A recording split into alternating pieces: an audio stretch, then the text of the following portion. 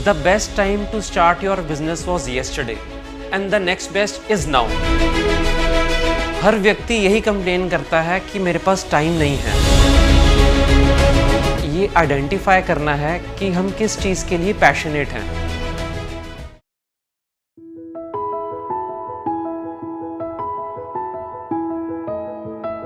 Hi, I am Sanpreet Walia, founder Sharp Tubes. हमारी website में कुछ क्वेश्चंस आ रहे थे regarding business, how to grow business, business को कैसे बढ़ाए, इस तरह के। तो आज हम कुछ बातचीत करना चाह रहे थे कि बिजनेस को हम कैसे बढ़ा सकते हैं। पहले तो सबसे इम्पॉर्टेंट बात क्या है, हमें ये आइडेंटिफाई करना है कि हम किस चीज़ के लिए पैशनेट हैं। जो भी चीज़ हमें बिना थके बिना रुके करने में मज़ा आता है वो हमारा पैशन है। जब हमें आइडेंटिफाई हो जाए कि इस पर्टिकुलर चीज़ के लिए हम बहुत पैशनेट हैं और हम काम कर सकते हैं, उसको ही हम अपना जॉब प्रोफाइल बना सकते हैं, उसे हम अपना प्रोफेशन बना सकते हैं, अपनी हॉबी को एक एंटरप्रेन्योरशिप में ले जा सकते हैं।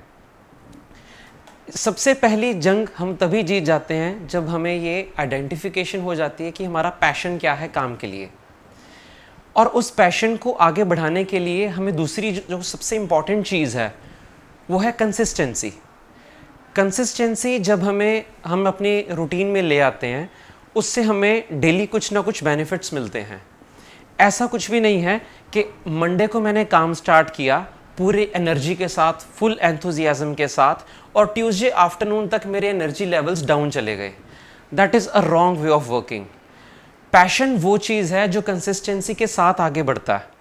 कंसिस्टेंसी वो चीज़ है जो हमें हमारे गोल्स की तरफ डिराइव करती है।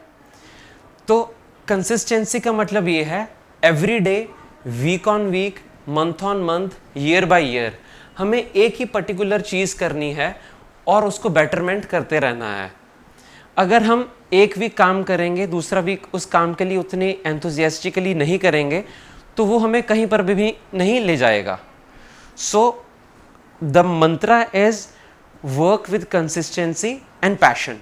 बिजनेस में मेजरली जो देखा जाता है, एक एंटरप्रेन्योर को टाइम की बहुत प्रॉब्लम रहती है। हर व्यक्ति यही कंप्लेन करता है कि मेरे पास टाइम नहीं है। सो time management is another important task जो हमें एक बिज़नेस को सक्सेसफुल करने में हेल्प करता है। टाइम मैनेजमेंट में हमने अपने स्टाफ को, अपनी फैमिली को, जो भी हमारी वर्कफोर्स है, प्रोडक्शन को, सबको टाइम देना है। तो उसके लिए हमें टाइम और वर्क डेलीगेशन आना चाहिए। अगर हम सोचेंगे कि सब काम मैं खुद ही करता रहूँगा, तो वो कहीं पर भी हम कंप्लीट काम नहीं कर पाएंगे। Stick to one thing, get the results, then move forward. Delegation में क्या है कि हमें एक बहुत स्ट्रॉन्ग डेडिकेटेड टीम चाहिए। जिस तरह का पैशन आपका है अपने काम के लिए, आपकी टीम का भी वैसा ही होना चाहिए। So at the time of interviews आपको उसी टाइम एक्सेस कर लेना चाहिए कि आप जिनको रिक्रूट कर रहे हैं अपनी कंपनी में, उनका कैसा माइंडसेट है, उनकी लाइफ में जो प्रॉब्लम्स आ रही हैं वो कैसे रिजॉल्व करते हैं अपने पर्सनल लाइफ में, अपने प्रोफेशनल लाइफ में। उस हिसाब से उनको हम on the scale of 5 rating कर सकते हैं कि ये टैलेंट को अगर हम अपनी कंपनी में लेकर आते हैं, how can he excel his talent, और हमारी कंपनी को उसका कैसा फ़ायदा होगा। तो जब हमारी टीम एक अच्छी स्ट्रांग बन जाती है, हम उस काम को डेलीगेट करते हैं। करंटली जिस बिज़नेस के साथ मैं भी एसोसिएटेड हूँ, दैट्स व्हाट आई डू।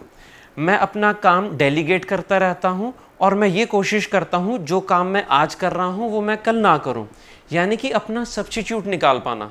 अगर हम अपना सब्स्टिट्यूट निकाल लेते हैं अपने काम में, तो हम एक नेक्स्ट काम के लिए, नेक्स्ट वर्क रोल में अपने आप को फिट कर सकते हैं, जो कि कंपनी को एक न्यू हाइट्स में ले जा सकता है। सो time management and delegation is another important lesson. हम अपने व्यापार को कैसे बड़ा कर सकते हैं।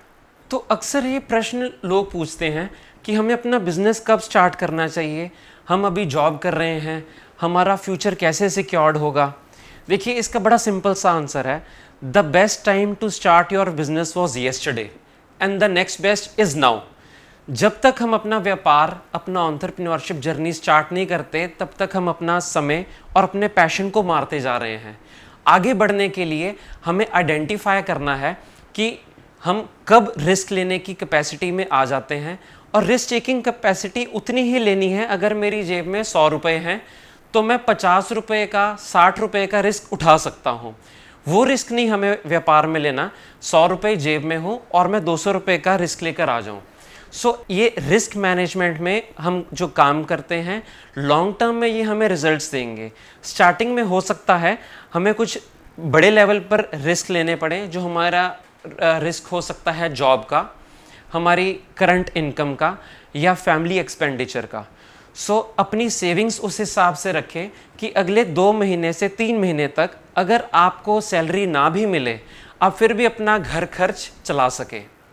ये हमें अपने बिजनेस में कंसंट्रेट करने और प्रोफेशनल जर्नी को आगे बढ़ाने में बहुत हेल्प करेगा। और व्यापार में हम लोग सोचते हैं कि हमें 10 to 6 की जॉब मिल जाए, या कुछ ऐसा हम काम करें कि शाम को 6 बजे हम फ्री हो जाएं, अपनी फैमिली के साथ टाइम स्पेंड करें। तो ये चीज़ हमें समझनी पड़ेगी। अगर हम कुछ ग्रोथ करना चाहते हैं अपनी लाइफ में, तो वो 9 to 5 या 10 to 6 की जॉब में पॉसिबल नहीं है। हमें अपने वर्किंग आवर्स उसमें बढ़ाने ही पड़ेंगे। और आज हमारे पास पूरे रिसोर्सेज हैं, इंटरनेट है, डिजिटलाइजेशन है, इन सब की मदद के साथ हम बहुत स्पीड के साथ आगे बढ़ सकते हैं। आज की डेट में जो भी स्टार्टअप्स हैं, जो भी कंपनीज हैं जो ग्रो कर रही हैं, उनके लिए एक संजीवनी बूटी का काम कर रहा है डिजिटल मार्केटिंग। तो उसको मद्देनज़र रखते हुए हमारा टाइम वैसे भी डिवाइड हो जाता है। जैसे कि हम बात कर रहे थे वर्क डेलीगेशन की, ज़रूरी नहीं है कि डिजिटल मार्केटिंग भी हम खुद करेंगे। मार्केट में बहुत सारे वेंडर्स अवेलेबल हैं जो आपको गाइड भी करेंगे और आपको एक्सप्लेन भी करेंगे। एक कम मार्केट बजट में भी हम ये काम कर सकते हैं। डिजिटल प्रेजेंस के साथ बहुत सी कंपनीज ग्रो की हैं और आने वाला जो समय है वो डिजिटल प्लेटफॉर्म्स का ही है। Talking about our personal investment of time, अगर हम 10 घंटे या 12 घंटे भी काम कर रहे हैं, आई वुड से वो भी कम है आज की डेट में। अगर आप अपने व्यापार के लिए बहुत एक्साइटेड हैं और बहुत पैशनेट हैं, आई वुड से 10 घंटे से ज़्यादा और 14 घंटे के बीच में जो टाइम फ्रेम रहता है वो एक आइडल है एक स्टार्टअप के लिए, कंपनी को बढ़ाने के लिए। क्योंकि आपको रिक्रूटमेंट्स भी करनी है, अपना प्रोडक्शन भी देखना है अगर आप किसी प्रोडक्ट के साथ एसोसिएटेड हैं। अगर सर्विसेज में आप एसोसिएटेड हैं तो आपको अपनी सर्विसेज चेक करनी है। मार्केट में कस्टमर्स जो हैं वो आपको कुछ ना कुछ सिग्नल देंगे, आपको फीडबैक देंगे कि आपका प्रोडक्ट या सर्विस कैसी है, उसमें वो क्या चेंजेस एक्सपेक्ट कर रहे हैं और क्या क्या चीज़ें हैं जिसके ऊपर हमने काम करना है। So market signal and feedback are very important. उस फीडबैक के साथ ही हम फीड फॉरवर्ड करते हैं और अपने प्रोडक्ट या सर्विस को बेहतर बनाते हैं। अगर हम मार्केट के कस्टमर के फीडबैक को इग्नोर करते रहेंगे तो बहुत जल्द हमारा मार्केट से नाम, प्रोडक्ट और सर्विसेज ख़त्म हो जाएंगी। So we have to be on our toes. अपने कस्टमर को हमने बहुत ध्यानपूर्वक सुनना है। उससे रेटिंग्स लेने का बहुत अच्छा सिस्टम चलता है। रेटिंग्स लें अपने प्रोडक्ट के ऊपर, अपने सर्विसेज के ऊपर, ताकि हम अपने आप को कंटिन्यूसली इम्प्रूव करें। इम्प्रूवमेंट का भी एक अलग सिस्टम रहता है। अगर हम सोच लें ओवरनाइट हम 100% अपनी पर्सनैलिटी को पॉलिश कर लें कि दिस इज़ अ पर्सन जिस तरह मैं बनना चाहता हूँ, तो ओवरनाइट 100% इज़ नॉट पॉसिबल। हम हर रोज़ अपने आप को 1% इम्प्रूवमेंट के लिए चांस दें और उसके ऊपर काम करें, और आप देखेंगे इन द नेक्स्ट 30 डेज हम मोर देन 300% इम्प्रूव हो जाएंगे। सो इन अ वे वो हमारे बिजनेस के लिए, हमारी पर्सनल लाइफ के लिए, हमारी सोशल लाइफ के लिए, सभी चीज़ों के लिए, इन ऑल द एस्पेक्ट्स हम बहुत एक improved refined way of human being बन सकते हैं, जो एक एसेट बन जाता है हमारे देश के लिए, हमारी सोसाइटी के लिए। तो हमने अपने आप को एक ग्लोबल सिटीज़न बनाना है। देखिए, एंटरप्रेन्योरशिप का मतलब ये नहीं है मैंने 4-5 स्टार्टअप्स का आइडिया सुना, कुछ गूगल में सर्चेस की और उसके ऊपर अपना एक नया स्टार्टअप बना दिया। स्टार्टअप या बिजनेस एंटरप्रेन्योरशिप एक ऐसी जर्नी है जब हम अपनी मार्केट से देखते हैं कि मार्केट में क्या प्रॉब्लम चल रही है, क्या क्या चैलेंजेस आ रहे हैं, एज अ एंटरप्रेन्योर में उस चैलेंज को कैसे सॉल्व कर सकता हूँ। अगर हम कॉपी कैट ही करते रहेंगे, एक सोल्यूशन का दूसरा सोल्यूशन या तीसरा सोल्यूशन, वो हमें कहीं पर भी एक अच्छी ग्रोथ नहीं दे सकता। तो एक अच्छी ग्रोथ के लिए हमें मार्केट में एक ऐसी प्रॉब्लम को सॉल्व करना है जो कस्टमर खुद सॉल्व नहीं कर पा रहा, उसके लिए एक ऐसा सॉल्यूशन दे देना एंड टू एंड, ताकि वो कस्टमर आपके ऊपर रिलाय कर पाए और आपके ऊपर फेथ कर पाए। देखिए, बिजनेस के ऊपर, एंटरप्रेन्योरशिप में फेथ एक ऐसी चीज़ है जो हमारे कस्टमर को विश्वास दिलाती है हमारे ऊपर।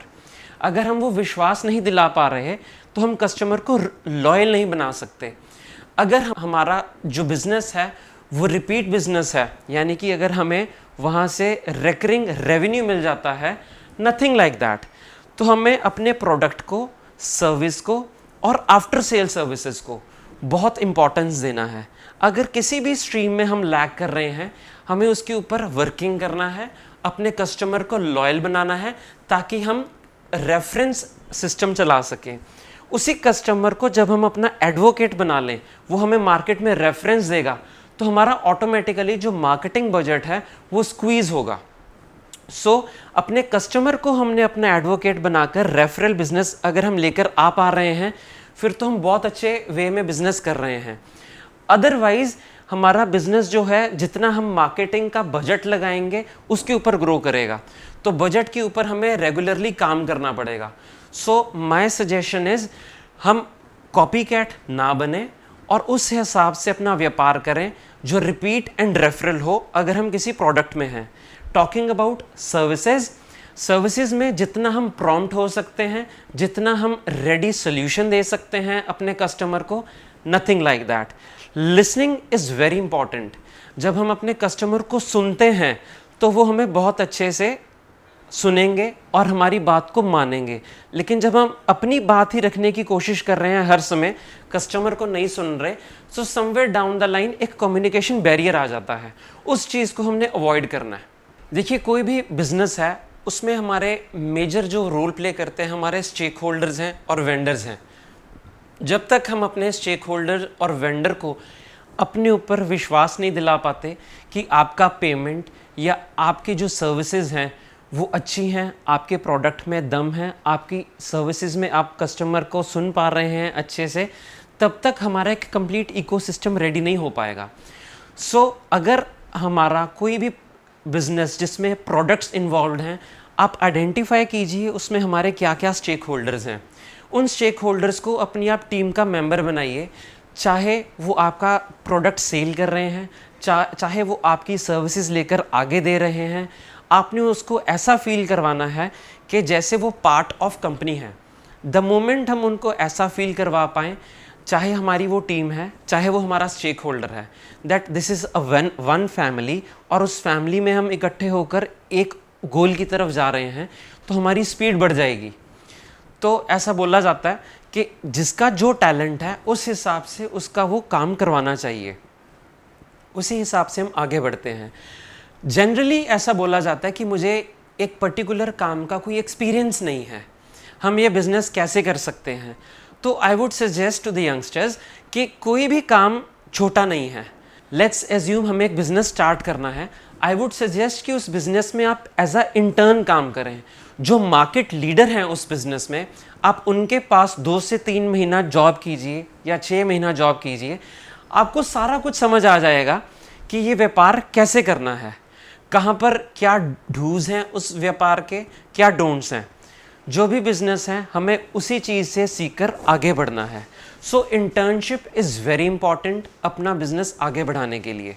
आपका समय देने के लिए बहुत बहुत शुक्रिया। ऐसे अगर आप रेगुलर पॉडकास्ट चाहते हैं तो काइंडली विज़िट कीजिए मेरी वेबसाइट www.sanpreetwalia.com। आई होप आपको ये सेशन अच्छा लगा हो। अगर आपके पास कुछ और इंक्वायरीज़ हो या कुछ प्रश्न हो, आप वेबसाइट में जाकर डायरेक्टली उसे पोस्ट कर सकते हैं।